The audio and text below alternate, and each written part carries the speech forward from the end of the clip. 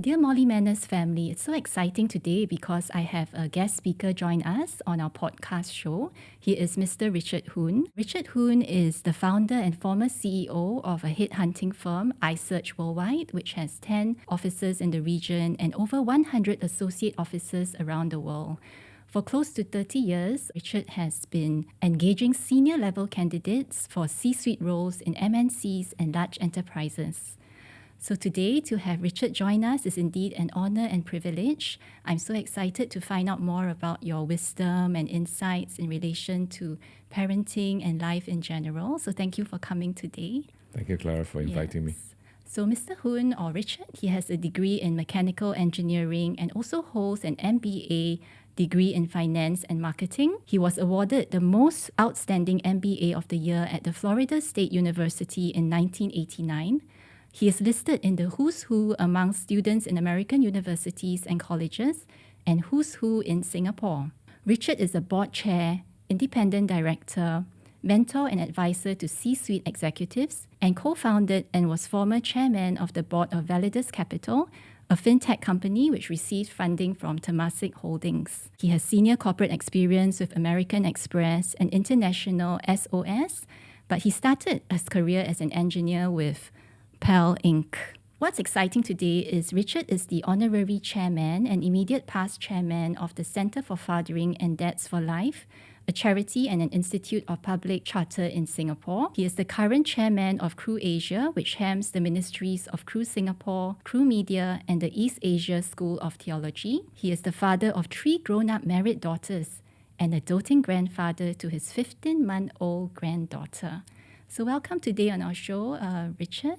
Thank you. Should we begin with your role as the honorary chairman and past chairman of the Dads for Life and Center for Fathering? Sure. Yeah, could you share what motivates you in this role and what you hope to see the impact of this work on families and parenting in Singapore? I was with the organization and on the board for about 10 years, and then as part of our desire to seek a renewal and continuation, as the cause is larger than the people. So I handed over to a very capable chairman about 4 years ago. Mm-hmm. So I took on the honorary chairman's role to support them in whatever way I can. I believe in that organization because it is one that really focused on the father. Mm-hmm. At that time when we started over 20 years ago, fathering was a new phenomena because in our generation, our fathers are sole breadwinner. Mothers are generally homemakers. The fathers at that time grew up with a fatherly person that is actually not an active parent. Mm-hmm. And so if that becomes their role model, then they will naturally do the same thing in their marriage. However, at that time, dual income and dual career was the norm. And so both mothers and fathers are working, and therefore they're engaging in the financial input of the family. But at home, they don't have role models, so they think that their wives should continue doing what their mothers has been doing. So we set up to equip fathers to be more active and engaged fathers. Mm. So our focus is to ensure that fathers do their job and do it well. Mm-hmm. Because the statistics have shown that if fathers do not do their role well, then it leads to a lot of problematic families down the line. So we're very upstream and very ahead of the game then to ensure the fathers are equipped. So we run programs for fathers and children, and also a lot of activity to ensure the father recognize their role. And so when we meet mothers, they're very happy to say, oh, there's a Center for Fathering, Dads for Life, and says, can I send my husband to you? Mm-hmm. And of course, we're happy to do that because that's our whole role. Which is equip them. All right. So I see it as messaging to the wider community on the important role of fathers and their role in bringing up children with healthy, emotional and mental, resilient mindsets. Everything. It includes both mind, body and soul. Mm-hmm. I think the father's role is to be active. That means they must participate in the child-raising phase. Mm-hmm. So physical activity, we do that. We have a facility that actually allows them to climb walls together, go through dark tunnels together, go through obstacle course, where we teach the father and the child to communicate through words, through touch, and through assurance, just through eye contact without words and touch. So we train them on that, and then we do many exercises to ensure that bonding is cement in those areas. So yeah, it's not just physical activity, not just emotive, but also I think the soul, the spiritual side, which we felt that was important as well. Yeah, so it's encouraging fathers to set aside intentional time to capitalize on the early years and to bond with them through activities which Center for Fathering organizes. Correct. Them. Intentional fathering is what we want to do. Do you see any challenges facing fathers these days, or has the role of fathering evolved over the years as we become more dual income, as women go out to work? Yeah, in fact, 2 days ago will be my 45th wedding anniversary, but my late wife passed away 9 years ago. So marriage was a long, long time, and I grew up in an environment where my father was the breadwinner and my mother was a homemaker, and we continue. So my wife was dual income with me, but the moment we had a child, we decided mutually that I will be the sole breadwinner and she'll be the homemaker. And so we continue the tradition. However, today, fathers in the 20s and 30s, and even as far as early 40s, would be one that would requires a lot of active participation because they don't have the same role model. Just like me, they don't have. And so they must do it because both of them are working. So what is expectation? What is the role? What's the duty? And fathers and mothers bring different things to the game. So all the more, I think if there's any need today, it is more enhanced and become more intense. All the attention-grabbing environment, like the social media, all the more the father has to fight hard together with the mother to ensure that kids are centered, the kids are role modeled well.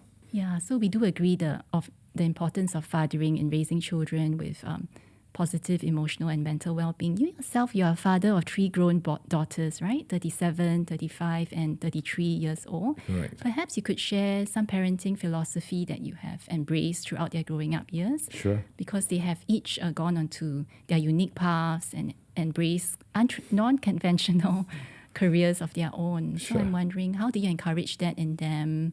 When my late wife was still alive, we co-parented together. So I can share that part of it, and what I did as a father with my children, with my wife's presence and support.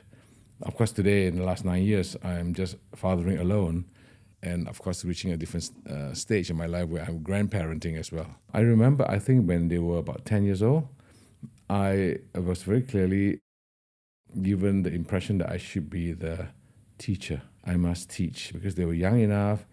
They were under my supervision, my care. Everything I tell them, they just lap it up. They don't know the difference, and they are willing to be taught by me. Then when they are in the teenage years, then I had to change my style. I couldn't teach them the way I teach, a 5-year-old to a 10-year-old. So I became a coach to them, which means I'm their biggest cheerleader. I must tweak them. I must know their strength, their weakness. I must know their bent and the approach that they have to their interests and so forth. So if I'm a good teacher, it gives them the observation to be a good coach to them. But, I can't run for them. I can't do the things they want to do. I'm just there to support them and help them to realize their dream. And when they're in their 20s and above, and now, of course, they're in their 30s, I became a mentor. And mentoring is now seems to be a very new word. Up to 10 years ago, like minister mentor, that came out as a result. And so somebody asked me, at the time our founding Prime Minister, Mr. Lee Kuan Yew, was still alive. He says, "Are you talking about Minister Mentor Lee?" So I said, "I'm sorry, but in my definition of mentoring means, as a parent, when my kids are in their 20s, unless they ask me, I keep my mouth shut. I don't want to interfere in their life. If you teach them well and you coach them well, then they shouldn't go too far from where their direction should be. But they will choose their own life, and I'll share with them more example of how they've chosen their own life. But because I was close to them and we had such a great relationship, I could do that. So some of my daughters came to me at a late stage where they were choosing either career or business altercation or mid-career switch. They came to me. I didn't force them. I didn't encourage them to do what they should be doing. It's their life. But I'm there. I'm their plan B, so-called, And because we have a relationship, they are very open to come to me. But if I keep telling them, we've broken the relationship. So what do we do if you're a parent out there and you miss that boat? You miss the teaching years, you miss the coaching years. Don't worry about it. You still have time. Just stay cool, okay? As long as they don't embed bad characters and behavior, they will come back to you and ask you. At that time, you can teach, you can coach, and you can mentor then. But don't try to teach them when you're in the 20s. It's hard because you affect the relationship. Okay, yeah, it's wonderful to hear how you have been a safe harbor for your children to come back to you when they're feeling stressed and anxious. And I guess it stems from the close bond that you nurtured with them throughout their growing up years. And I've noticed that you have such an open-minded mindset towards embracing each daughter's gifts and encouraging them along. I'm wondering, like local Singaporeans, they emphasize a lot on academic grades or sending to lots of tuition classes just to make the mark.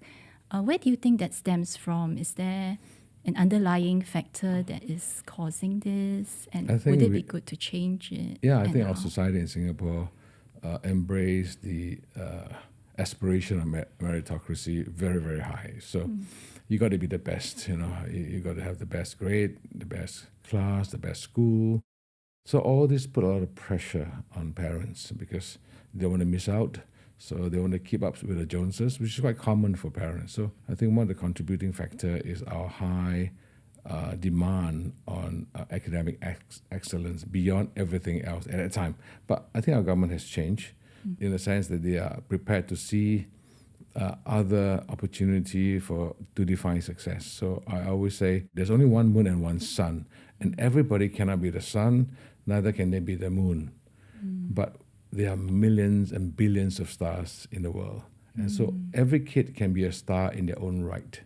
So as parents, we have to discover the starlight of our kids, which is what the point I was making earlier about discovering our children's bent. If you teach them and you observe them, then you know. It was my late wife who taught me. When I was having 3 girls, she would say, okay, and I thought that I had to be efficient, right? So I bring them all out together. Spending time with them means spending time with all of them. And I did. And my late wife said, no. You have to date each of them individually. So I said, wow, that means I have to spend 3 times the amount of time to do. But I'm so glad that she put that wisdom to me, and I did it. And I take one out, and then the other 2 will complain, hey, why you not bringing us, and you're bringing the elder sister. I say, your turn will come. So I take turn, and I begin to do things they want to do, but tailor-made to each girl. And because I had that individual time with them, I was able to observe their aspiration, their desire, their needs. And so that's why my kids have gone through totally different career and different life that they have. I think they may not be a financial success in the definition that we define here, but I think they are living a very fulfilled and happy life. Yeah, you mentioned that your first daughter is a clinical psychologist in Melbourne. Your second daughter is a chef, right? In a renowned restaurant in Switzerland. And your third daughter she worked in the National Art Gallery before shifting to, so each with different my eldest daughter has lived in Melbourne for over 20 years. When she was quite young at that time. She's 36 now. She did political science and economics as a study because she didn't know exactly what she wants. So I said, do something that's a little bit more liberal. Both left and right brain. Economics will give you some grasp.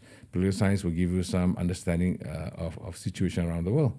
So she did, and then she came out, and of course she worked in different career, and she was in sales with an organization. When she was in her early 30s, she didn't feel fulfilled in those roles. And so she wanted to repivot to be a clinical psychologist. And that means going back to school. It takes another 6-7 years. You'll do your bachelor's again and do your master's and do your clinical studies.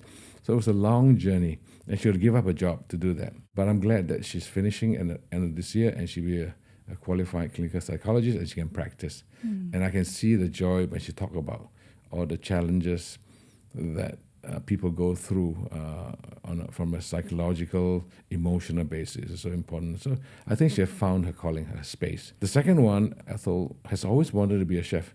At the age of 15, she wants to do it. So I told her, I said, Ethel, there's a difference between eating in a restaurant and working in the kitchen. There's a saying, if you can't take the heat, stay out of the kitchen. There's a reason for that. It's tough work. She said, no, Dad, that's what I want to do. So I say, okay, I give her 2 conditions. I say, you got to have your college degree. Whatever degree you select is your choice. And from now till you finish your degree, you must work in the restaurant all your holidays. She said, sure, Dad, I'll do that. And so she did that when she was in O-level. And then she went to VJC and continued. At 18 years old, I asked her, what do you want to be? She said, Daddy, I told you I want to be a chef, a cook, So I said, okay, go to the university. Because when you are culinary, you only get a diploma, you don't get a degree. So she said, okay. And she only selected one university that she wants to go to. And that was the closest to culinary. So she applied and got a place, fortunately, at Cornell University in Hotel Management School. So she spent 4 years there, finished.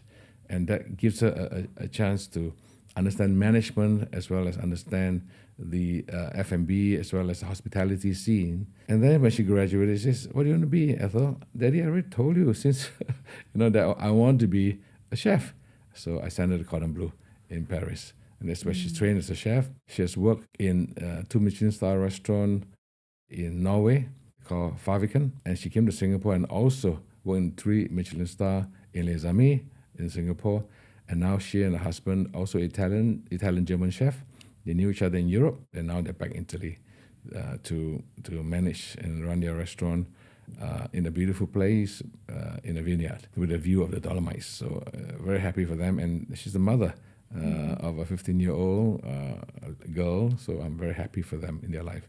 And the youngest, she went to London. She chose a course that, well, at least at that time, there's no Asian parents that would send their kids to. And she studied archaeology. And she loved it. She loved the history, so she studied.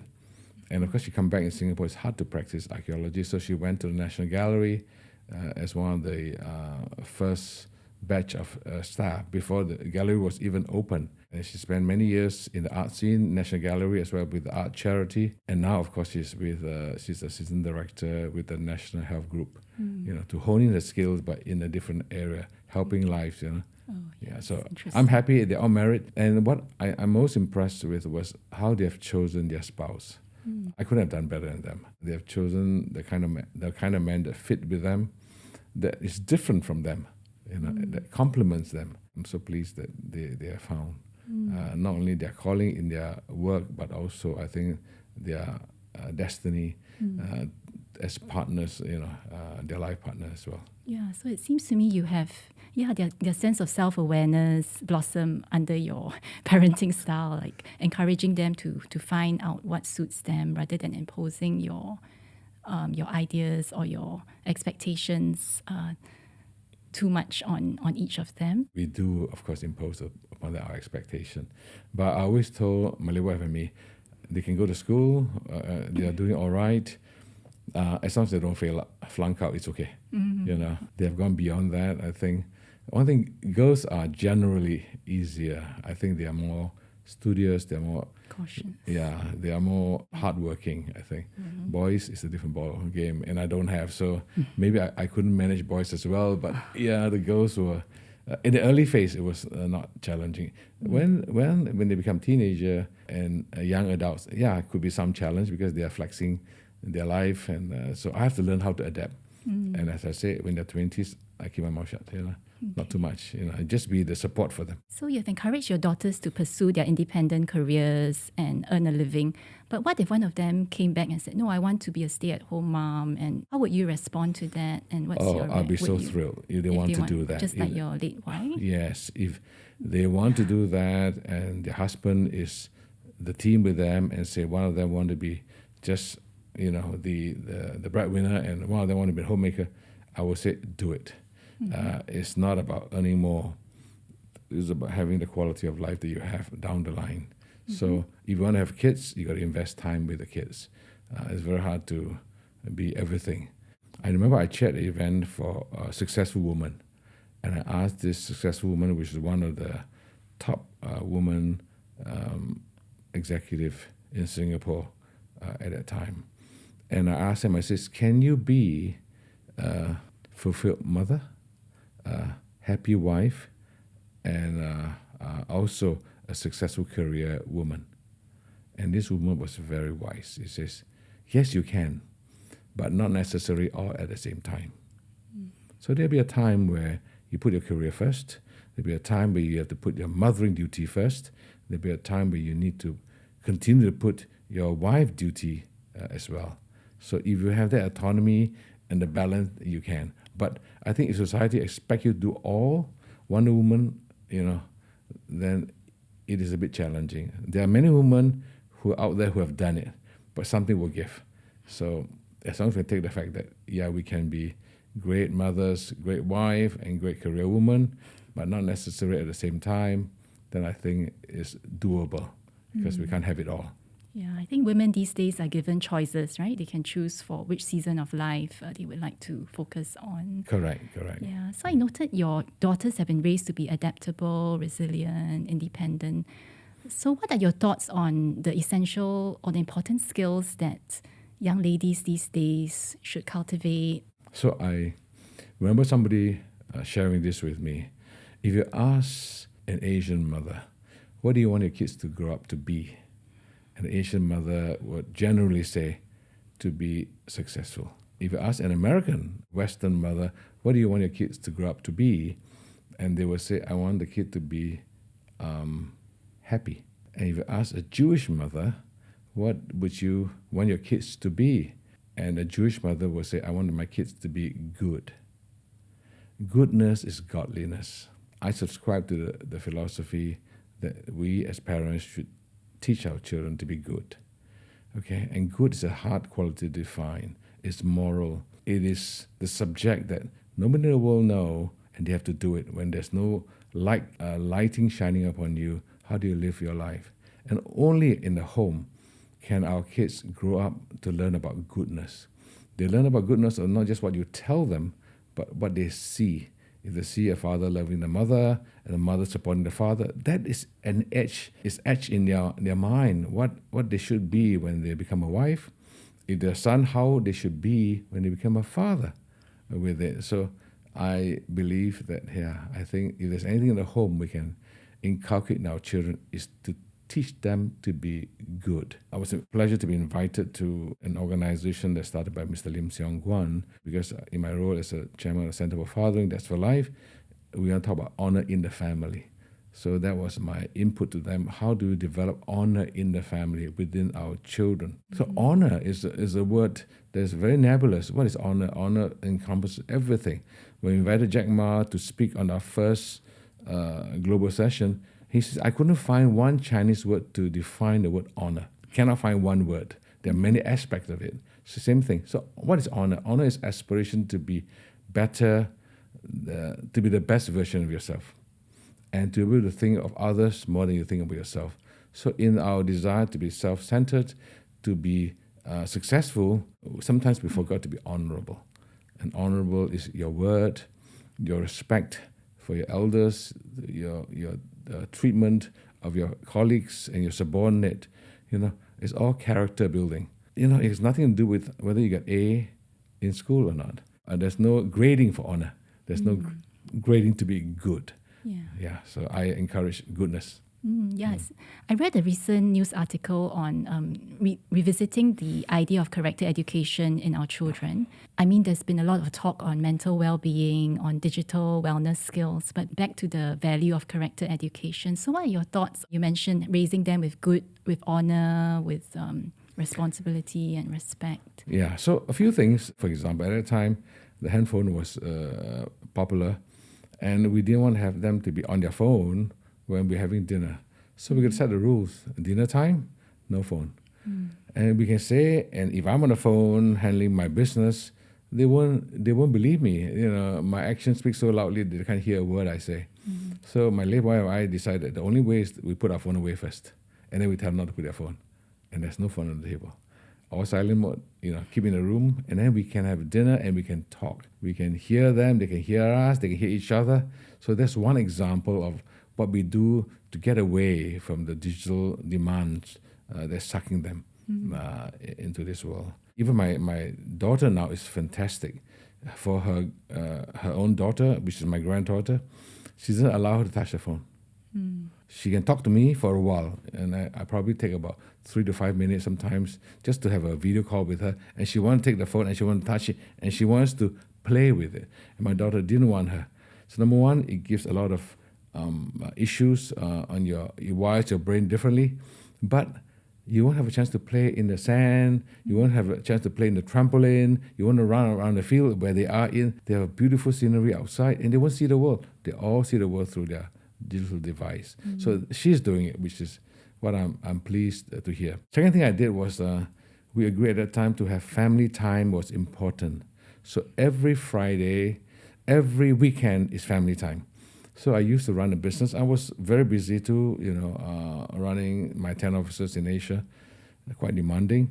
But every Friday, I will go home. By 7 o'clock latest, I will leave the office. And my work, of course, is never done. So I put everything in my briefcase, slam it shut, and go home. And then that's where family dinners start. My late wife would prepare a dinner for us, and the kids will all sit around looking forward to seeing Daddy, right? Monday to Thursday, I can have my late meeting, I can have my client meeting, overseas meeting is okay. But Friday is committed time with them. I have to be home. And then it starts on Friday, and then they sleep with us, and then Saturday we go to the club. I golf, so I wake up early in the morning to golf, and then I meet them for lunch, and I stream the whole afternoon with them. So our schedule was quite fantastic. Friday onward, Saturday, Sunday is family time. And then on Sunday, they go to bed. My late wife put them to bed 8:30 in the morning because Monday is school. So they're all asleep. That is where my briefcase that I stop all my work, I take out and do my work. So my work starts from Sunday night and ends on Friday.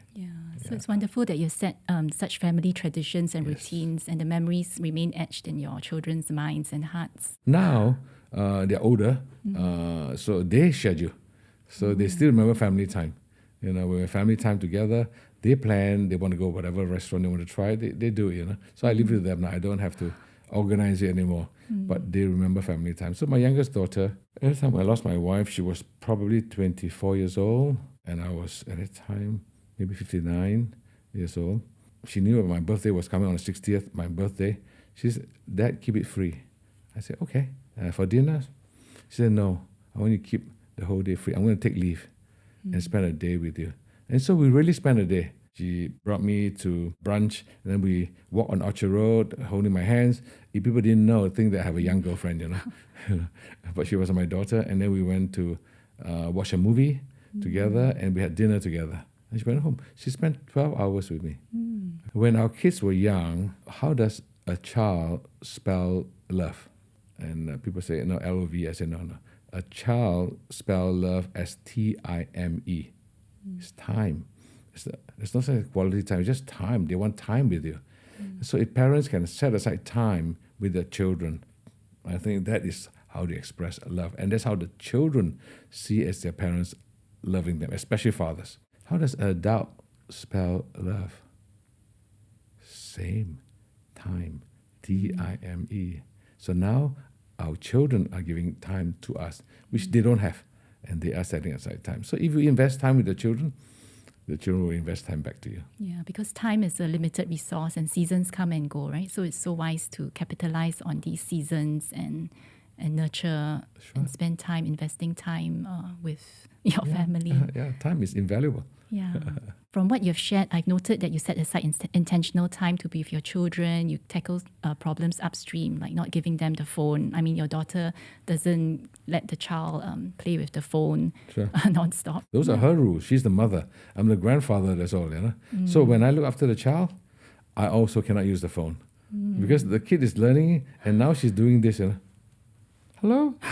Nothing, with all her toys, she's doing it. Yeah. There's so much for them to enjoy and experience life as a kid. Grow up as a kid. Yeah. Every phase of our life teaches us different experience. And so, we don't have to let this device control our life. I am a subscriber to the fact that parenting means really spending time. We can't outsource it. There are some parents who at weekend will bring their kids to all kind of enrichment class. Okay, and it's quite common phenomenon now. And of course, tuition is part of the necessity of a system in Singapore because they want to make up for all their insufficiency in school and to make up for some of the weakness area. I think do whatever is necessary, but don't overdo it. Because when you bring a kid to a piano lesson or to a ballet class or a badminton game, you basically outsource it. And what are the parents doing? The parents is on their device checking their phone while the kids in the class. Just remember, if you're outsourcing your parenting, just check whether you're overdoing it. Just find that balance. Okay, if you can play with the kid, great. If you can participate with the kid, fantastic. Okay, but if you have the skills that they have to learn, then it's okay. But spend the time, not on your device while they are doing it. Supporting them, go and observe what they're doing. Go to the class, take a peek at that. You know? So you're engaging their life. I remember when I went to the first child fathering camp organized by the Center for Fathering That's for Life at that time, and I thought I was really quite a switch-on father, you know. I brought my youngest daughter there. They give me a piece of paper. I have to disclose something. I know my daughter. What is my daughter's class? I knew she was in primary 2. Which class? A, B, C. I had no idea. I know her school. What is her science teacher's name? No idea. What was her favorite subject? No idea. Okay. What is her favorite music? No idea. So just to name a few examples that I thought I knew, but I didn't know because I didn't observe close enough. I didn't engage with her close enough. And so in that camp, it shows that even though I intend to be a very active and engaged father, I was far from the ideal standard. The 2-day camp was outstanding. We did a lot of things. As I've said, we do a rock climbing wall, we do the blind test, and so. And I hope fathers out there who wants to should contact the Center for Fathering and see where the next camp is and bring one kid to the camp and experience that full-time engagement with your child, one child. And this one was my daughter. And I remember this exercise where we had to climb a wall together in tandem. And it was a wall that was probably double the height of the current this place here. It's not easy, and I was a lot heavier than what I was, even though I was younger then. And she was smaller, you know. And I remember they were tying us together and we were climbing, and probably 3/4 way, I couldn't reach the top. I know I cannot reach the top. And she was above me. And we're supposed to reach together. So what did we do? So I was tied to her. So I had to release my rope. I said, if you go and you represent the family. He said, no, Dad, don't. We go up together. I'm going to hang on to you. And she's a puny little girl, you know. She's probably a third of my size. Holding onto a rock, holding onto a rope. And I saw in her eyes that she was very determined and believed that she can carry me. But I had to let her go. And then she went up. I said, you represent us. You go up, strike the bell and come down. You represent both of us. Okay? And she did. Now, so as parents, we can bring our kids to a certain level. There'll be a time when they let them go. But in that observation, I saw her. She was a very demure girl, very soft, very gentle. When a bird dies, she cries, you know, with it. But that occasion, I saw the steel in her eyes. She was very determined. So now, when I look at Eve, I look at her very differently. She's a heart of compassion, but when she chooses to do something, she's very focused and she will get it done. So if I want a piece of work done well, you know, I'll give it to her because I know she can be counted upon to do it. Those experiences help us to observe our children. And we're going to know our children's bend. Every tree cannot go straight. Some will go sideways, some will go down before you come out. Is it a bad tree? No, it's just they're wired that way. So we're going to know how to bend them, you know, and recognize the bend so that they can be useful. Maybe a tree that goes to the side way will provide shade to others, not be aspiration for others, you know. Some are meant for the eagle to land on, some are not meant to be. But it doesn't mean they are useless with it. So parents, we have to guide them. Yeah, and I like the way you frame situations in a positive light for them. You create possibilities for them with your words. Do you think a father's words have an impact on the child? Yeah, so absolutely. how could you help the fathers out there or parents learn to speak I would say, positive I mean, words? I want to paint them a utopia that everything is fine and dandy. There are days I'm frustrated and I was lashed with them. I'm angry, especially with work pressure, and then three of them having three different demands, and they misbehave. And I had to cane them, and my late wife, now you say cane is impossible. We use a spatula, a flatter. And so if they made a mistake, after being warned, we will use spatula and whack their hands. So they understand that there's a pain if you do not continue to be disciplined, for example. That we don't let them run. Because as kids, they need to know boundaries. Why? Boundary is your way to tell you, I love you. Because if you don't have boundaries, you keep going. They're testing you all the time. When is mom and dad going to come in and stop me? And so boundaries are necessary. And they're not happy, they hue and cry then. But it's necessary for you to communicate in a loving way and to show them that, hey, these are the safe guardrail for you. If you prove yourself, the guardrail will expand and expand and expand. But there'll be frustrating moment that I don't do, and I'm sure they emulate certain thing that was not as good. And of course, if you ask my daughter to critique my fathering, they will tell you, yeah, that can be great, but also there are his down moments as well. So be authentic. Our kids can see us, and they know what you genuinely want to do, and that you do with the best intention. You might execute well, but if you go on the parameter as co-parents together, father and mother together. And we don't let the children sabotage us anyway, by the way. If they come to us and they ask me for something, I said, what did mom say? Mom said no, but the answer is no. So I stick with my wife in one position. We don't say, oh, the mother said no, I say yes. One be the good guy and one be the bad guy. We don't. If we disagree, then we talk among ourselves. We have to learn how to differentiate between a need and a want. And to the kid, everything is a need. I need to have a phone. I need to sleep late. We have to tell them, if we, in our mind, we think it's a need, we will buy for them. But if it is a want, we explain to them why is it not a need. You won't die if you don't have it. You won't fail in school if you don't have it. And it's a want. If it's a want, and we think it's a good want, it's something that is reasonable, we will tell them, we will sponsor half of it. You got to pay the rest. And now they have to learn delayed gratification. They have to learn how to save. Sometimes they save halfway and they give up, they don't want it anymore. That's fine, because then to get everything in life so easy, and they don't know how to work for the things that matter. So this is one example of how we can do things and they were not happy, but it was necessary. You're also the chairman of Crew Asia, that hems ministries of Crew Singapore and Crew Media and East Asia School of Theology. So how do you think your faith in God has helped you as a parent, to surrender your fears, your anxieties, and to trust that everything will turn out fine? As a Christian in Malachi, the last chapter of Malachi, it says, how we turn the hearts of the children towards their father.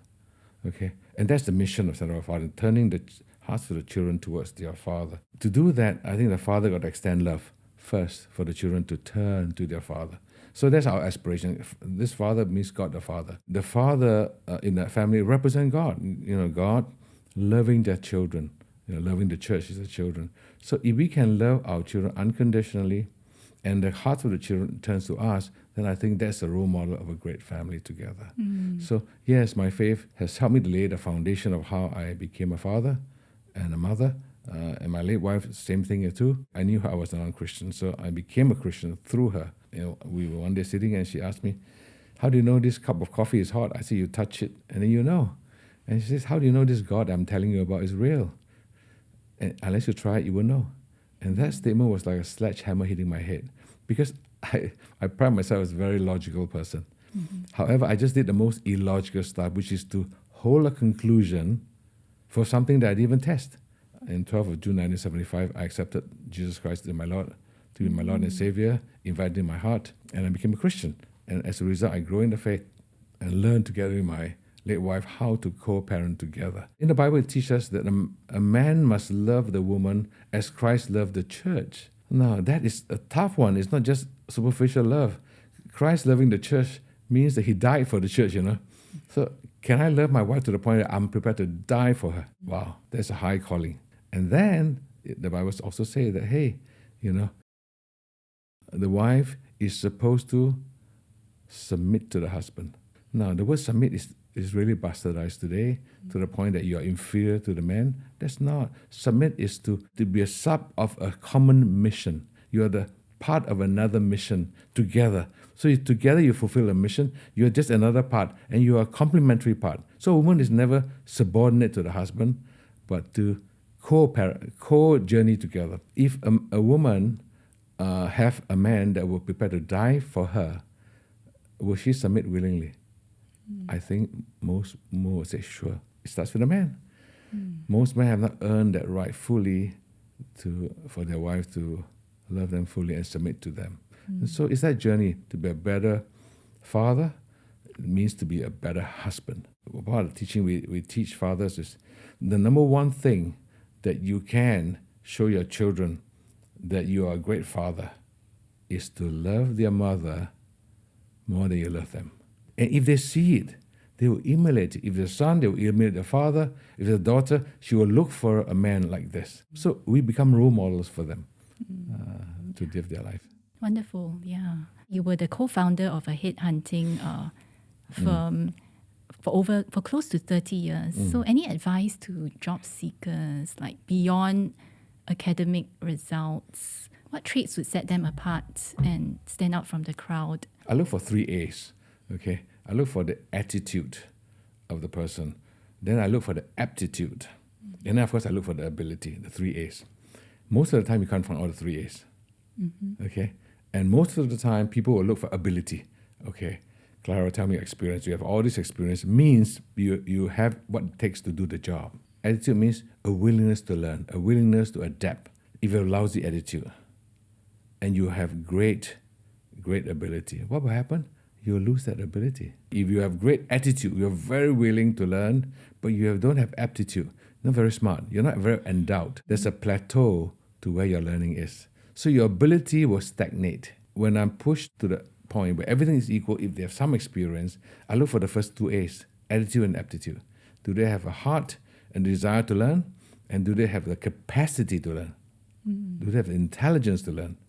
Okay. If they have these two, they will develop the ability. I see. When my daughter was 18 years old, she wanted to do some internship, and she wants to go to advertising. So I had a good friend who is heading an advertising firm. So I called my friend and I said, sure, you want to try it? We can intern, let her intern.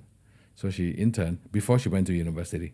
I told her, I said, Elizabeth, what's the purpose of your internship? I asked her that question. I said, well, I want to gain some experience. I want to learn something, which is very common, what kids will say, What is your goal that you want to achieve? Well, my goal is to learn about industry and see whether I like it. So I said, Elizabeth, think beyond. It's not just that. That's your goal. You see, why would a company take you to learn? You pay a university to teach you certain things. The company has not benefited from your going there to be taught, You must go there and perform so well that they want to hire you. They want to hire you. Then you have achieved your goal. So you go in with that right attitude. That means whatever they ask you to do, you do. Whatever they didn't ask you to do, you volunteer. You want experience, you try everything. Instead of saying, oh, you give me this, I do it, and go home. No, you're there to immerse in that situation. They're giving you the opportunity, make friends, make a lot of people be impressed with you so they can see you. So she was drafted to the annual gala dinner. She was 18 years old, committee. So she was. Remember, I told you about our Friday family dinner time? And she says, Dad, this Friday is our gala dinner, so I'll be late. So I said, okay, what time is your gala dinner? And it's supposed to end about 7 because it's about early dinner. We have a drink and dinner, and then we go home 7:30 at the latest. Okay, so we can have dinner at 8. So I booked dinner at 8 for us, for her to finish. At 10, she was still not there. And she was calling me and said, Dad, I'm sorry, I can't leave. I said, is the party over? She said, yeah, the party is over, but I'm in charge of the buses. Okay, I said, yeah, your bus is there, right? Just let her hop into the bus and they can go home. He said, no. I must make sure the last one hop into the bus. Then I'll have to be the last one. Nobody tell her. But that's what she wants to do. Okay, she was being responsible. So of course she missed. By the time she comes to the dinner, she's just in time for dessert, But I was so proud of her because she made that call. And really at the end of internship, the CEO told me, your daughter is fantastic. When she graduates, we want to hire her. With it. So that's what I'm saying. You go in and go with the mindset that you want to do the best for them. You want to give more than you expect. How do we teach our children that? We teach our children to take. Do we teach our children to contribute, to make a difference, to make an impact in their life? Do we teach our children what's their purpose in life? What are you here for? What's your strength? What's your weakness? What motivates you? What doesn't motivate you? Why are you on earth for? You are here for 100 years. You're going to be born, grow up, consume, and die. And that's all your life is about. How many parents will walk their children and say, hey, find your destiny, find your purpose, find your impact? Wow, it's amazing. I've learned so much from your sharing today. Thank you. No problem. You're welcome. So thank you for listening. I hope you've picked up something and you can take away something from today's conversation with Mr. Richard Hoon. I hope to see you again next time. In the meantime, I wish you all the best on your parenting journey and fathering and mothering.